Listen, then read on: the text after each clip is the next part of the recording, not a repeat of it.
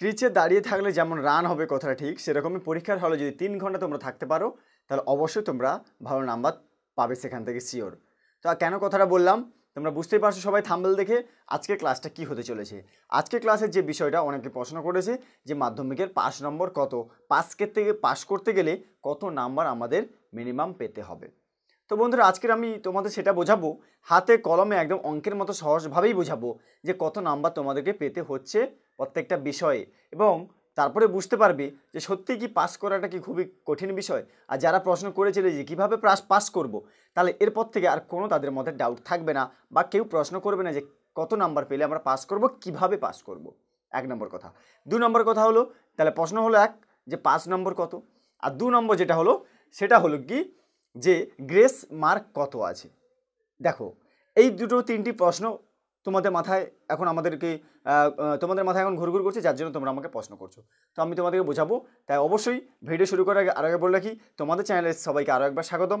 আর যারা আমার ভিডিওতে নতুন অবশ্যই তারা সাবস্ক্রাইব করে পাশে থাকা বেল আইকন করতে একদম ভুলবে না, যাতে আমার ভিডিওগুলো তোমার কাছে সরাসরি পৌঁছতে পারে, এবং যদি ভালো লাগে তাহলে বন্ধুদের সঙ্গে শেয়ার করবে।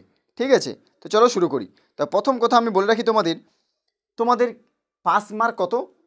আমরা সবাই জানি পাস মার্ক হলো আমাদের 25 পেতে হবে, 25 নাম্বার করে আমরা সবাই জানি। তাহলে 25 নাম্বারের মধ্যে প্রজেক্ট অর্থাৎ তোমাদের থিওরি থাকছে, আর কি থাকছে ফরম্যাটিভ বা প্রজেক্ট। দেখো তাহলে আজকের আমি তোমাদের বোঝাচ্ছি হাতে কলমে, ব্যাপারটা ভালো করে বুঝবে প্রত্যেকটা কথা কীভাবে বা কীভাবে করলে আমরা 5 নাম্বারটা পেয়ে যাব। যারা কখনো কোনো দিন হয়তো পড়েনি কোনো কারণে, শুধুমাত্র ভাবছি পরীক্ষার হলে গিয়েই আমরা একটা মার্ক পেয়ে পাস করব, আমি যাদেরকে বলবো যারা এই প্রশ্নগুলো করেছিলে তাদেরকে আমি বোঝাচ্ছি। দেখো কি করবে তোমরা, তাহলে তোমাদের পাস মার্ক কত 25 মার্কস, এটা হচ্ছে কি পাস মার্ক, তাই তো 25 মার্কস তোমাদেরকে পেতে হবে। এবার এই 25 মার্কসকে যদি আমরা দুটি ভাগে ভাগ করি, দেখো একটা তোমাদের হচ্ছে ফরম্যাটিভ অর্থাৎ প্রজেক্ট যেটা ফরম্যাটিভ, আর এটা থাকছে কি থিওরি। ঠিক আছে, তো একটা কি থিওরি আর এটা থাকছে ফরম্যাটিভ। এবারে ফরম্যাটিভে তোমাদের কত নাম্বার 10 নাম্বার, আর থিওরিতে তোমাদের কত নাম্বার হচ্ছে 90 নাম্বার তোমাদেরকে এখান থেকে লিখতে হবে, তুলতে হবে। এবারে এই 10 নাম্বারের মধ্যে সাপোজ প্রত্যেকটা স্কুলে আমরা দেখেছি যে সবথেকে কম কত দেয়, আমরা ধরবো 7 কিংবা 8, এটা সবথেকে কম দেয়। তো প্রত্যেকটা 7, 8, 9, 10 এই চারটের মধ্যে সবথেকে কম আমরা 7 কিংবা 8 আমরা ধরতে পারি। তাহলে আমরা এখানে যদি আমি একটা সাপোজ ধরে নিলাম যে তোমাদের 8 দিচ্ছে, এখান থেকে তোমরা পাচ্ছ কত 8, সবথেকে নিম্ন 8ই দেয়, বেশিরভাগ স্কুল থেকেই দেখেছে 8। এবারে তাহলে তোমাদের থিওরি থেকে কত করতে হচ্ছে, তাহলে পাস মার্ক কত 25, তাই না? 25 থেকে তাহলে 8 মাইনাস করে দাও, কত হচ্ছে 17, তাই না? তাহলে 17 তোমাদের পেতে হবে 90-র মধ্যে 17 মার্কস, অর্থাৎ 17 নাম্বার, বাংলায় 17 নাম্বার তোমাদের পেতে হবে এই থিওরি থেকে। তাহলে 17 আর 8-এ 25, তাহলে এই 17 নাম্বার কি খুব কঠিন পাওয়া? এবার আমি তোমাদেরকে বলবো, দেখো এই 17 নাম্বারের মধ্যে অনেক সময় কি হয়, সাপোজ কোনো বিষয়ে প্রত্যেকটা বিষয় বা কোনো বিষয়ে যদি কোনো স্টুডেন্ট 17-র মধ্যে কেউ পেল 15, কেউ কোনোটায় হয়তো পেয়েছে 16, কিংবা ধরে নাও যে 14, তাহলে 14, 15, 16 এরকম করে পেয়েছে, তাই না? তাহলে যদি এরকম করে নাম্বারটা পায়, কিন্তু আমাদের লাগছে কত 17 করে পেতে হবে, তখন দেখা যায় স্যারেরা কি করে এই গ্রেস মার্কটা 14+3 করে দিল, 16+1 করলো, 15+2 করলো, তাহলে এই 2, 1, 3 এগুলোকে গ্রেস মার্ক তোমাদের বাড়িয়ে পাস করিয়ে দেওয়া হয়। ঠিক আছে, তো এগুলো বাড়িয়ে পাস করে দেওয়া হয়। তো এবারে স্কুল থেকে কথা হলো যে যদি 17 যদি পেতে হয়, তাহলে তার থেকে আমরা যদি সব থেকে নিম্নমানে যদি 3 ধরি, তাহলে আমরা এখানে 3 বাদ দিয়ে দাও, 3 বাদ দাও, 3 বেশি আর ধরা যাবে না, 3, 17 থেকে 3 করলে হবে কত 14, তাহলে 14 নাম্বার তোমাদেরকে পেতে হচ্ছে। কিন্তু আমরা চেষ্টা করব সবসময় 25 নাম্বার করে পাওয়ার দরকার আমাদের। তাহলে ফর্মেটিভে 10 যদি তোমাদেরকে ধরো দিয়ে দিল, ফর্মেটিভে 10 দিয়ে দিল, এবার তাহলে আমাদের এখান থেকে 90 থেকে 15 করে পেতে হবে, 90 থেকে 15 করে পেতে হবে প্রত্যেকটা।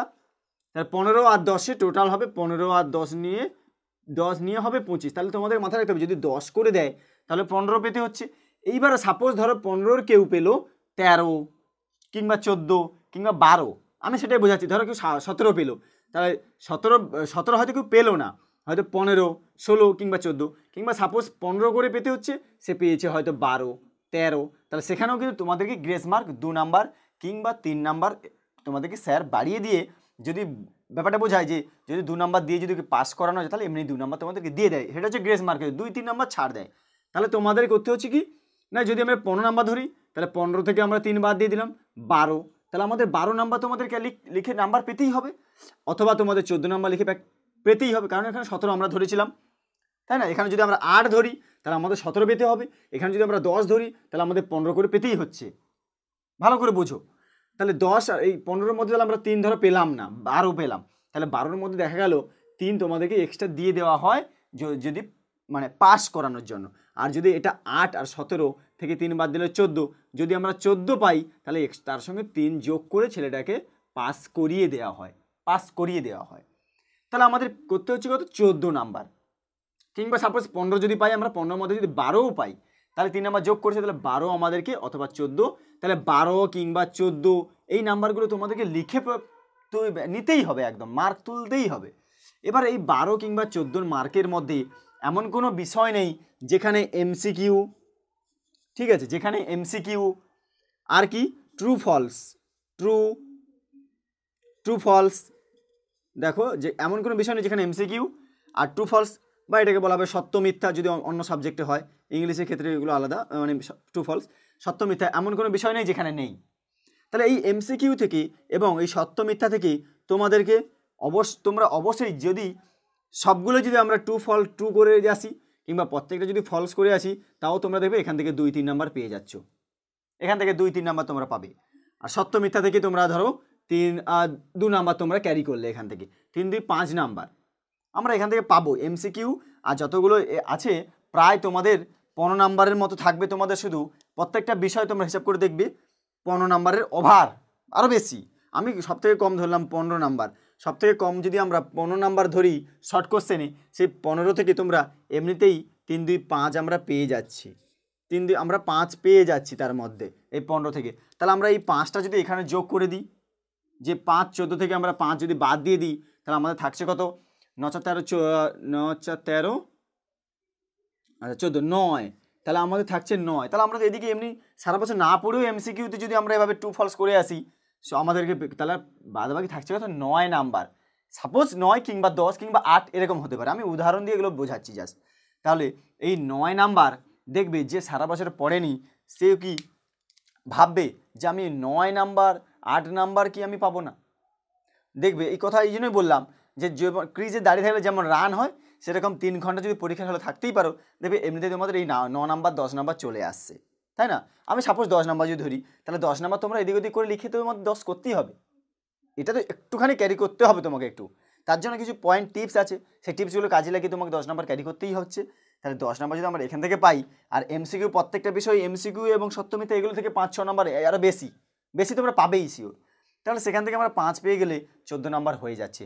এবার যখন দেখবো আমরা 17 বা 15 12 13 পাচ্ছি, তখন স্যার দিয়ে দেয় 2 নাম্বার এক্সট্রা করে দিয়ে দেয়, দিয়ে তাকে পাস করানো হয়। তো কিন্তু আমাদের কি এটা কি মেন বিষয়? আমাদের তো এটা মেন বিষয় নয়। মেন বিষয় কি, সবাইকে আমাদের টার্গেট রাখতে হবে যে আমাদেরকে অবশ্যই প্রত্যেকটা বিষয় আমরা 25 করে পাবো শিওর, এটা তোমাকে শিওর। এগুলো ভাবা একদম ঠিক নয়। এগুলো কি তোমাদের বোঝানো হচ্ছে যে পাস মার্ক কত, কিভাবে নাম্বারটা দেওয়া হয়। যদি কোনো সাবজেক্টে যদি কেউ কখনো ফেল করে, এরকমভাবে তাকে গ্রেস করে দেওয়া হয়, তুলে দেওয়া হয় তাকে, কিন্তু 25 করে তোমাদেরকে পেতে হবে। তো এক বছর মার্কশিট দেখেছিলাম, ঠিক আছে? তো এক বছর আমি তোমাদের একটা মার্কশিট দেখাই, জাস্ট সংক্ষেপে একটু বলার চেষ্টা করছি। দেখো একটা মার্কশিট, ঠিক আছে, এরকম মার্কশিট যদি আমি তৈরি করি, দেখো তো 7টা বিষয়, 2 3 4 5 6 7। তো আমি দেখেছিলাম যে ফর্মেটিভ বা থিওরির নাম্বার মিলিয়ে কত হচ্ছে, তোমাদের এখানে 10-এর আর এখানে 90। তো এটা কিন্তু একদম সত্যিকারের ঘটনাটা হয়েছে, মানে দেখেছি। এটা কোনো আমার কোনো কারিকুলামে তৈরি করা এরকম কোনো কথা নয়। আমরা দেখেছি মার্কশিটটা, যদি পারি আমি তোমাদের সামনে দেখাবো একদিন। এই 10-এর মধ্যে সবগুলোতে 10 পেয়েছে, সবগুলোতে 10, ঠিক আছে, সবগুলোতে 10, 1 2 3 4 5 6 7, 10 করে পেয়েছে। আর 90-এর মধ্যে এগুলো প্রত্যেকটাতে 15 করে পেয়েছে, প্রত্যেকটাতে 15, 1 2 3 4 5 6 7, 15 করে পেয়েছে। এবার তোমরা ভাবো সত্যি কি সম্ভব? আচ্ছা 10-এর 10 তো স্কুল থেকে দেয়, দিতেই পারে, তোমরা ভাবতেই পারো দিতেই পারে। হ্যাঁ 10-এর 10 কে না পাবে, ফর্মেটিভে সবাইকে 10-এর 10 দিতেও পারে, আমি ধরে নিলাম 10-এর 10। কিন্তু তোমরা একটু ভেবে দেখো প্রত্যেকটা সাবজেক্টে লিখে কি 15 করে সত্যি কি সম্ভব? আমার তো মনে হয় না এটা সম্ভব বলে, কিন্তু এটা হয়েছে, কিন্তু এটা হয়েছে। এবারে কিভাবে হলো তোমাদের এই প্রশ্নটা আসতেই পারে যে কিভাবে হলো। আমি তোমাদেরকে বোঝাবো, দেখো কিভাবে হয়েছে। এই প্রত্যেকটা বিষয়ে 15 করে কি করে হলো, দেখো 15 আর 10-এ 25, 25 25, তাহলে প্রত্যেকটা দেশে 25 করে পেয়েছে, দিয়ে ছেলেটা পাস হয়েছে, তাই না? কিন্তু কিভাবে সম্ভব, এই 15 করে কিভাবে সম্ভব হলো? কিন্তু হয়েছে। কিন্তু আমার তো মনে হয় না যে এটা হওয়ার সম্ভাবনা আছে, যে প্রত্যেকটা বিষয়ে 15 কিংবা কোনো বিষয়ে 16 কিংবা কোনো বিষয়ে সেই 14 এরকম করে হয়তো পেয়েছে, 25 মডেল কিছু একটা এর দিক দিয়ে মনে হচ্ছে হয়েছে। কিন্তু প্রত্যেকটা বিষয়ে 15 করে পেয়েছে, এটা আমার বিশ্বাস হচ্ছে না। আর তোমাদের কার কি মতামত যে সত্যি কি পাওয়া সম্ভব, আমাকে একটু কমেন্ট বক্সে জানাবে যে সত্যি পাওয়া সম্ভব কিনা। তো এবার কি করে এই সম্ভবটা হয়, দেখো তখনই পসিবিলিটি হয়, সম্ভব হয় কখন?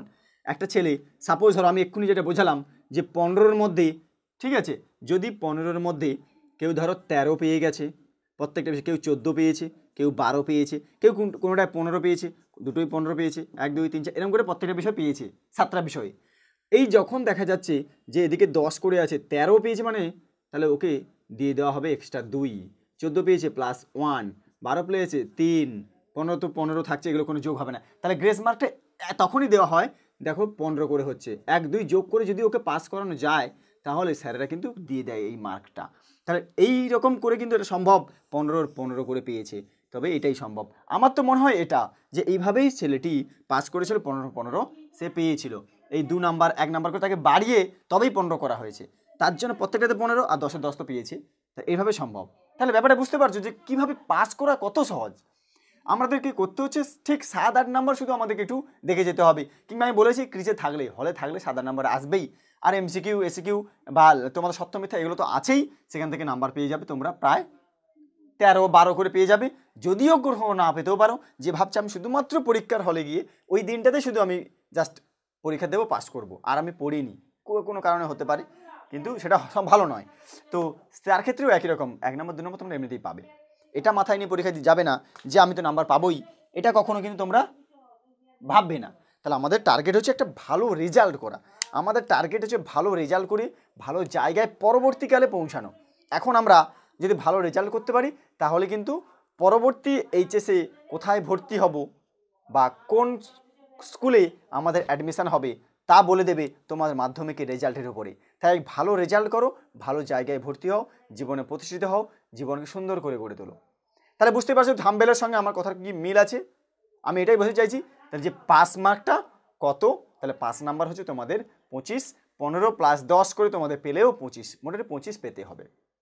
ঠিক আছে, তো তোমাদের ক্লিয়ারটা আমি আশা করি বোঝাতে পারলাম। যদি ভালো লাগে অবশ্যই লাইক আর কমেন্ট করে জানিও কেমন লাগলো, এবং বন্ধুদের সঙ্গে শেয়ার করো।